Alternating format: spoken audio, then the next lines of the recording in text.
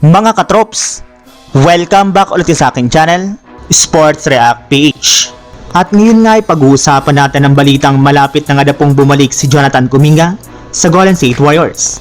Pag-uusapan na rin nga natin dito sa ating panibagong video, ang balitang bagong center na liligtas pa sa Los Angeles Lakers.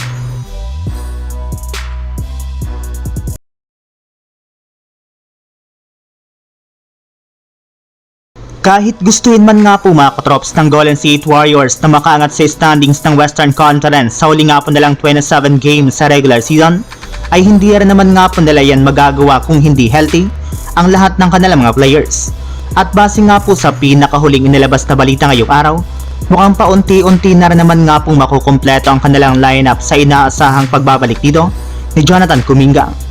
In fact, ayon nga po sa mismong ibinulgar ng sikat na NBA insider na si Brad Siegel at ikinumpirma naman ng mismong Golden State Warriors, official na nga na pong nakasama si Kuminga sa kanilang team practice matapos mawala ito ng mahigit sa 21 games bunsod ng pagtatamo niya ng right ankle sprain noong January 5 laban sa Memphis Grizzlies.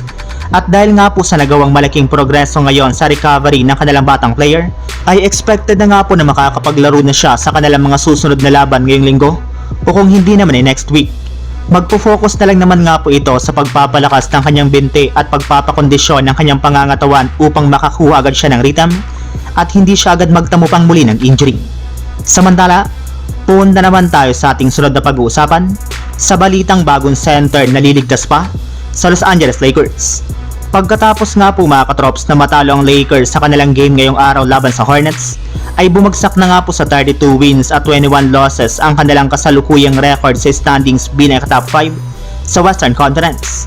Ibig sabihin, maayos pa rin naman nga po kahit papano ang kanilang kasalukuyang kalagayan ngayon, ngunit sadyang hindi rin naman nga po maganda ang kanilang dalawang magkasunod na pagkatalo dahil kontra nga po ito sa latter teams na Utah Jazz at Charlotte Hornets. Ibig sabihin, napakalamya talaga na ipinakita nga po nilang performance sa kanilang naging laban. At ang mahirap pa dyan ay magkakaroon pa nga po sila ng game bukas ng umaga sa pangalawang araw ng kanilang back-to-back laban sa Portland Trail Blazers. Kaya kailangan nga po talaga na gumawa sila ng bagong adjustment sa kanilang rotation at game plan upang sa ganon ay hindi sila matalong muli sa kanilang susunod na game.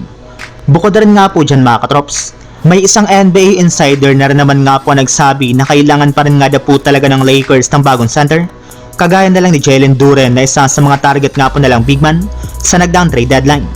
Ito na rin naman nga po ang pinaka-fit na big man kasama na LeBron James at Luka Doncic na wari pa nga po nalang makuha sa darating na off-season. So yun lang mga katrops, ang handog kong story ngayong araw. Sana nag-enjoy kayo, please like and subscribe my YouTube channel, Sports React PH, para sa iba pang story at update patungkol sa NBA. Kita-kits muli sa ating susunod na video.